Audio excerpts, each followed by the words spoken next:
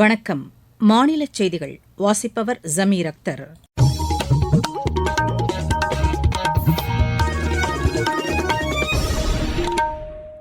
தலைப்புச் செய்திகள்.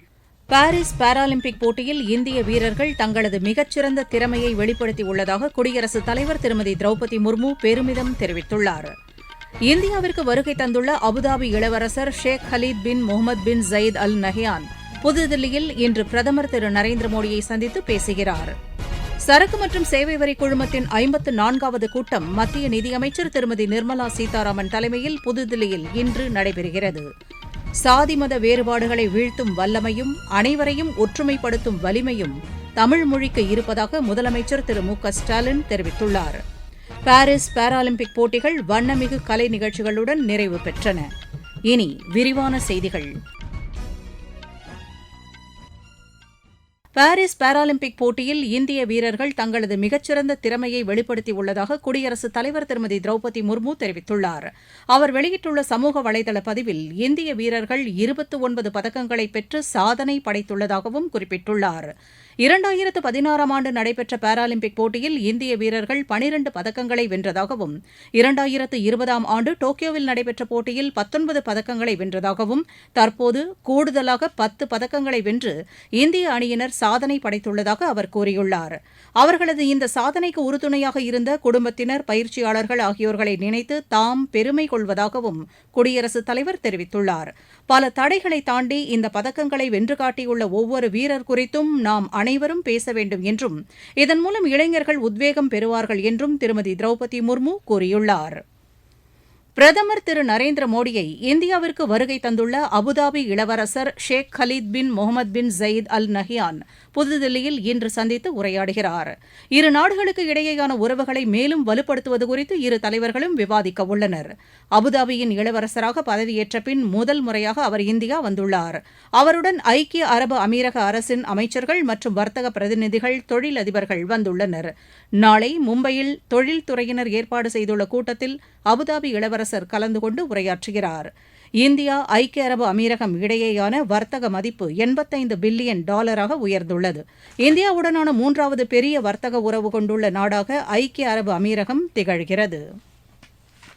சரக்கு மற்றும் சேவை வரி குழுமத்தின் 54வது கூட்டம் புதுதில்லியில் இன்று நடைபெறுகிறது. இந்த கூட்டம் மத்திய நிதியமைச்சர் திருமதி நிர்மலா சீதாராமன் தலைமையில் நடைபெறவுள்ளது. கடந்த ஜூன் மாதம் நடைபெற்ற கூட்டத்தில் எஃகு மற்றும் அலுமினிய பால் கேன்கள் மீது 12% சரக்கு மற்றும் சேவை வரி விதிப்பதற்கு முடிவு செய்யப்பட்டது. ரயில்வே துறையில் நடைபாதை பயணச்சீட்டு, ஓய்வறை, பேட்டரியால் இயங்கும் வாகனங்களை பயன்படுத்துவது ஆகியவற்றின் மீது சரக்கு மற்றும் சேவை வரி விதிக்க வேண்டாம் என்றும் முடிவு செய்யப்பட்டது. இன்றைய கூட்டத்தில் காப்பீட்டுத் தொகை மீதான வரி விதிப்பு, ஆன்லைன் விளையாட்டுகள் ஆகியவை மீதான சரக்கு சேவை வரி குறித்து விவாதிக்கப்படும் என்று எமது செய்தியாளர் தெரிவிக்கிறார்.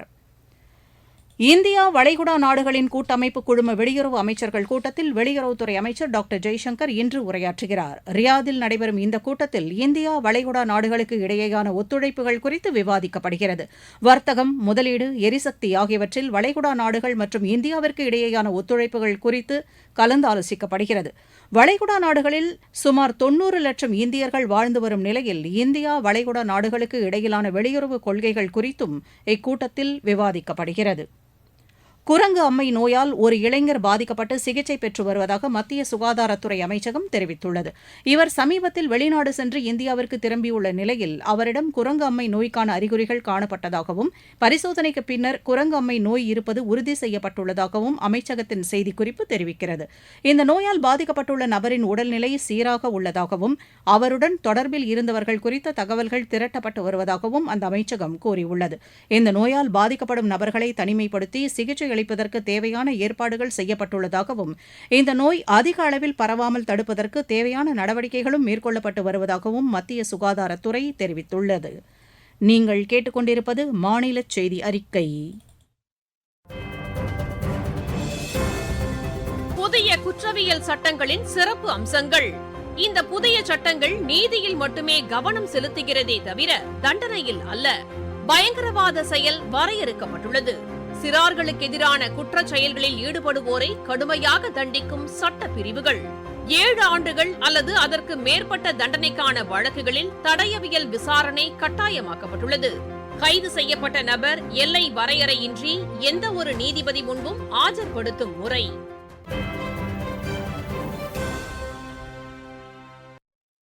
சாதி மத வேறுபாடுகளை வீழ்த்தும் வல்லமையும் அனைவரையும் ஒற்றுமைப்படுத்தும் வலிமையும் தமிழ் மொழிக்கு இருப்பதாக முதலமைச்சர் திரு மு க ஸ்டாலின் தெரிவித்துள்ளார்.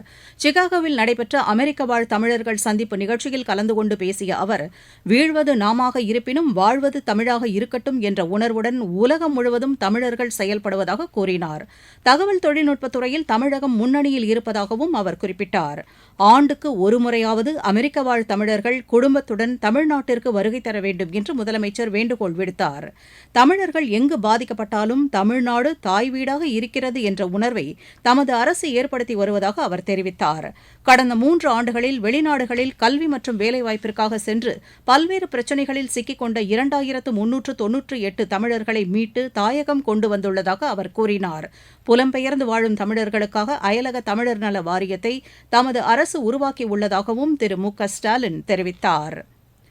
தமிழ்நாடு அரசு பணியாளர் தேர்வாணையம், மத்திய பணியாளர் தேர்வாணையம் நடத்தும் போட்டித் தேர்வுகளில் கலந்து கொள்ள விரும்பும் தமிழகத்தைச் சேர்ந்தவர்கள் பயிற்சி பெற CECC.in என்ற இணையதளம் வாயிலாக விண்ணப்பிக்கலாம் என்று தெரிவிக்கப்பட்டுள்ளது. தமிழக அரசின் சார்பில் இயங்கும் போட்டித் தேர்வுகள் பயிற்சி மையங்களில் கட்டணமில்லா பயிற்சி வகுப்புகள் நடத்தப்பட்டு வருவதாகவும், இந்த பயிற்சி வகுப்பில் சேர விரும்பும் ஆர்வலர்கள் 10ஆம் வகுப்பு தேர்ச்சி பெற்றிருப்பதோடு 18 வயது பூர்த்தி அடைந்திருக்க வேண்டும் என்றும் அறிவிக்கப்பட்டுள்ளது. இந்த ஆண்டு அக்டோபர் மாதம் 2வது வாரத்தில் பயிற்சி வகுப்புகள் தொடங்கப்படும் என்று தமிழக அரசு வெளியிட்டுள்ள செய்திக்குறிப்பில் தெரிவிக்கப்பட்டுள்ளது.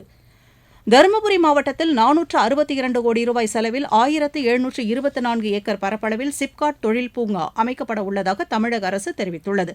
இதற்காக சுற்றுச்சூழல் காலநிலை மாற்ற அமைச்சகத்திடம் அனுமதி கோரி விண்ணப்பிக்கப்பட்டுள்ளதாகவும், இந்த சிப்காட் தொழில் பூங்கா மூலம் சுமார் 18,000 பேருக்கு வேலைவாய்ப்பு கிடைக்கும் என்றும் தமிழக அரசு தெரிவித்துள்ளது.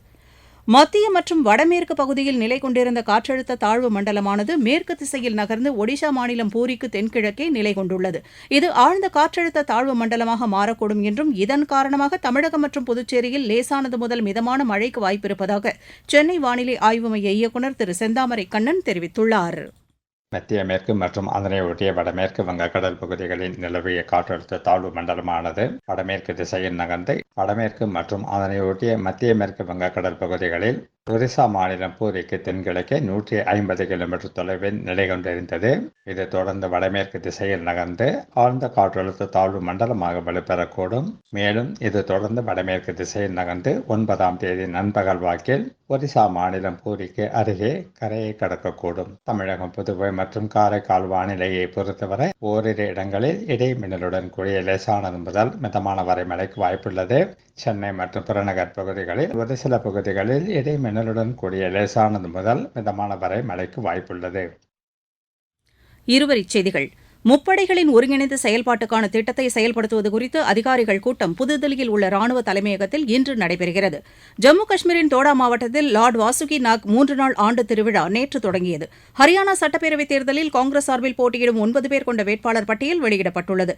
செமிகண்டக்டர் துறையில் உலக அளவில் இந்தியாவின் வளர்ச்சியை ஊக்கப்படுத்தும் விதத்தில் வரும் புதன்கிழமை நொய்டாவில் செமிகான் இந்தியா 2024 மாநாடு நடைபெறவுள்ளது. மணிப்பூரில் ஏற்பட்டுள்ள சட்டம் ஒழுங்கு பிரச்சினை காரணமாக இன்றும் நாளையும் பள்ளி கல்லூரிகளுக்கு விடுமுறை அளிக்கப்படும் அம்மாநில அரசு தெரிவித்துள்ளது. நாமக்கல் மாவட்டத்தில் நடைபெறவுள்ள முதலமைச்சர் கோப்பை விளையாட்டுப் போட்டிகளில் 31,000 பேர் கலந்து கொள்ளவிருப்பதாக ஆட்சியர் திருமதி உமா தெரிவித்துள்ளார். தஞ்சாவூர் பூண்டி மாதா பேராலய தேர்பவனி நேற்று நடைபெற்றது. இதில் ஆயிரக்கணக்கானோர் கலந்து கொண்டனர். தஞ்சாவூர் மாவட்டம் கொள்ளிடம் ஆற்றில் குளிக்கச் சென்ற சென்னையைச் சேர்ந்த 3 பேர் உயிரிழந்தனர். தூத்துக்குடி, கரூர், மயிலாடுதுறை உள்ளிட்ட மாவட்டங்களில் விநாயகர் சதுர்த்தி விழாவை ஒட்டி விநாயகர் சிலைகள் ஆற்றில் கரைக்கப்பட்டன. விளையாட்டுச் செய்திகள்.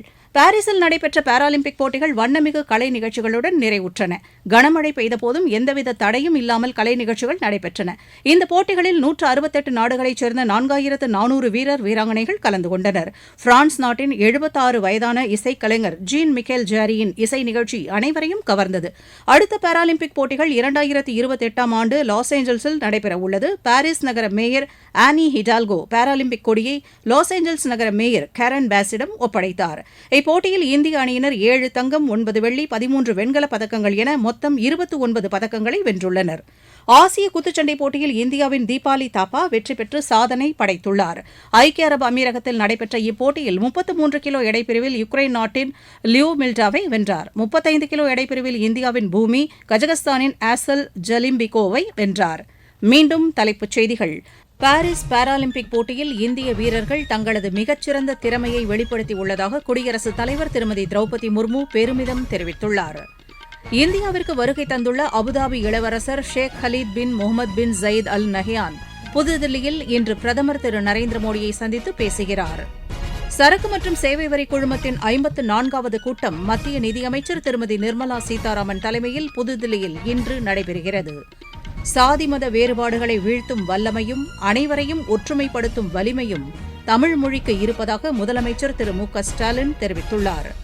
பாரிஸ் பாராலிம்பிக் போட்டிகள் வண்ணமிகு கலை நிகழ்ச்சிகளுடன் நிறைவு பெற்றன. இத்துடன் இந்த செய்தி அறிக்கை நிறைவு பெற்றது.